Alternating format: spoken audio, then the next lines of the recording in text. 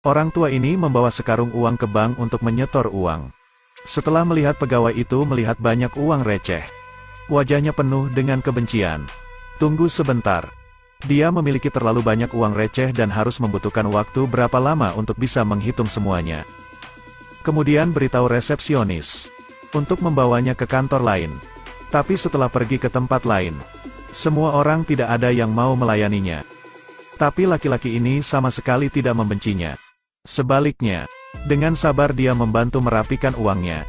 Akhirnya ia telah merapikan semua uangnya yang berjumlah 7.000 yuan. Jadi ia memberinya saran jika uangnya disimpan. Bunganya tidak banyak, tetapi jika Tuan menaruhnya di bank, Tuan dapat menghasilkan banyak uang. Melihat pria tua yang kelelahan, ia bahkan memberi jatah makan siangnya pada pria tua ini. Lelaki tua itu segera mengikuti sarannya untuk menyimpan semua uangnya. Tapi lelaki pria tidak pernah berpikir, karena kebaikannya yang tidak disengaja itu dapat membantunya mendatangkan banyak pelanggan. Kami di sini untuk menabung kepada pria baik kemarin. Meskipun mereka semua adalah pemulung, tapi mereka memiliki banyak uang. Akan tetapi mereka masih merendahkan para pemulung itu. Jadi salah satu dari mereka memberitahu manajer selama rapat, Tielu telah mengubah bank menjadi kamp pengungsi. Bahkan baunya tidak enak dan dapat merusak parah citra bank.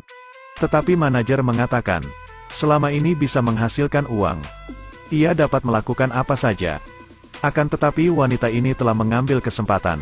Ia berperan seolah-olah dapat menangani semuanya. Malam itu, ia bahkan mengambil hati manajer untuk mendapatkan posisi terbaik. Keesokan paginya, manajer datang menemui pria baik itu.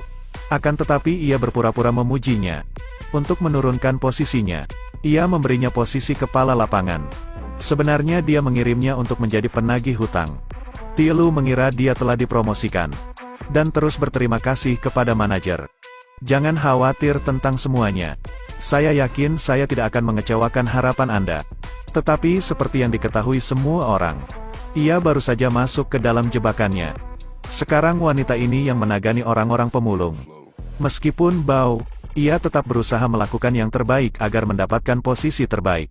Tak lama kemudian, Tielu pergi menagih hutang. Ternyata itu sama sekali bukan hal yang baik.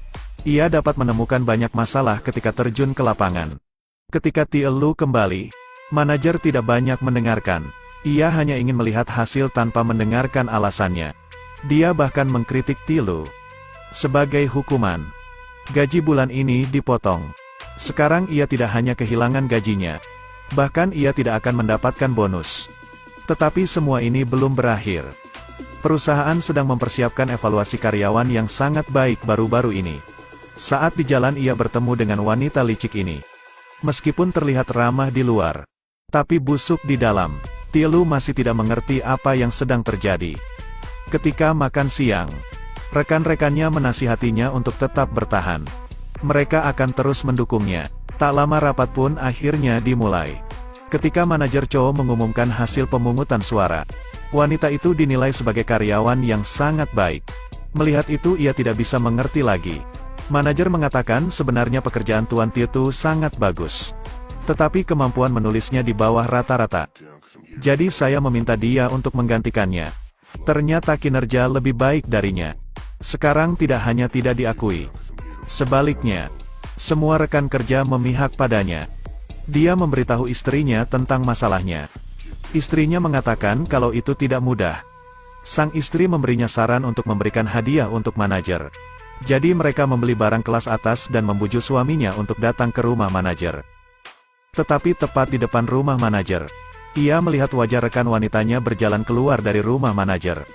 Sebelum pergi, manajer memberinya banyak hadiah. Melihat pemandangan ini, Tieu baru ingat bahwa istri manajer sedang dalam perjalanan bisnis bulan ini. Saat ini ia tahu trik yang dilakukan teman kerjanya. Kemudian ia bertanya kepada istrinya, apakah hadiah ini masih pantas baginya? Meskipun begitu, kita harus tetap memberikan hadiahnya. Setelah banyak berdiskusi malam itu, sang istri dengan cepat menemukan cara. Dia ingin membantu suaminya mendapatkan kembali semua yang pantas dia dapatkan. Saat ini wanita itu masih bisa tertawa dan tersenyum. Apakah dia bisa membalikan keadaannya? Tunggu episode selanjutnya.